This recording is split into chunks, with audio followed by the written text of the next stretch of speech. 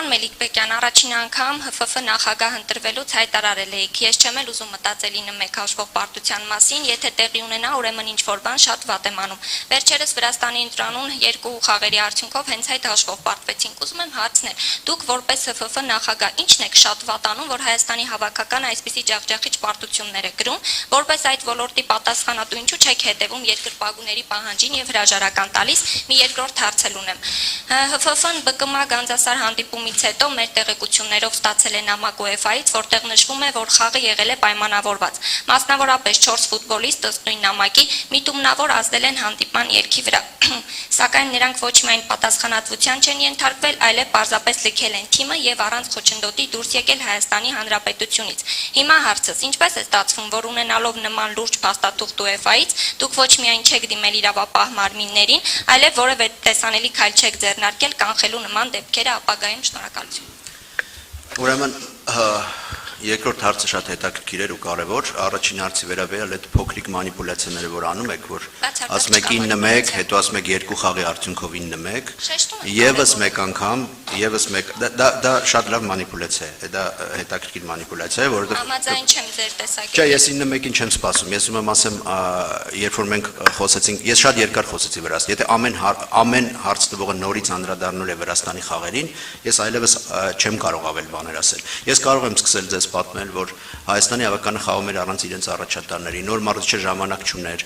որոշ ֆուտբոլիստներ իրենց հնարավորությունից բավական ցածր խաղացին։ Ես կարող եմ ասել, որ Հայաստանի ֆուտբոլի ֆեդերացիան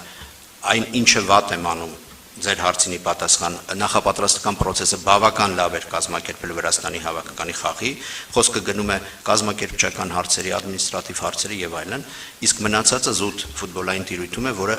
մինչ օրս մենք շարունակում ենք վերլուծել եւ մենք կտեսնենք դեռևս այդ պարտությունների պատճառները ապագայում ինչպես կանրադառնան, ինչպես կլինեն։ Անդրադառնալով ձեր ԲԿՄ Գանձասար խաղի մասին։ Նախ,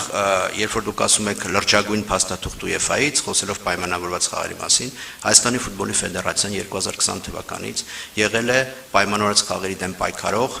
առաջին հենց այս ղեկավարությունը, առաջին կառույցը եւ այդ գործերը բազմաթիվ գործեր մենք որակազրկել ենք 45 ֆուտբոլիստ, որակազրկել ենք թիմեր, շարունակաբար աշխատել ենք թիմերի հետ եւ աշխատել ենք նաեւ անհատ մարդկանց հետ, որպեսզի պարզաբանենք, բացահայտենք այդ ամենը։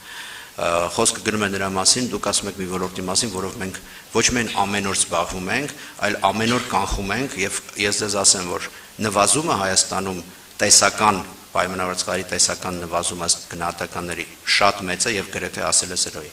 Անդրադառնալով կոնկրետ Գանձասար ԲԿՄ խաղին, ուրեմն եթե նախ իրավապահների հետ մենք սերտորեն աշխատում ենք բոլոր դեպքերով, երկրորդը, եթե մենք ստանանք որևէ փաստաթուղթ UEFA-ից, որևէ փաստաթուղթ, որը հնարավորություն մեզ կտա, որակազրկել, տալ իրավապահ մարմիններին, որպեսզի քրգործ հարուցել, մենք դա մեծ հաճույքով կանենք։ Մենք նախ ունենք այդպիսի դեպքեր, ես ասեմ, որ քրեական գործ հարուցվել են պայմանավորված խաղերով, հենց հիմա կա քրեական գործ,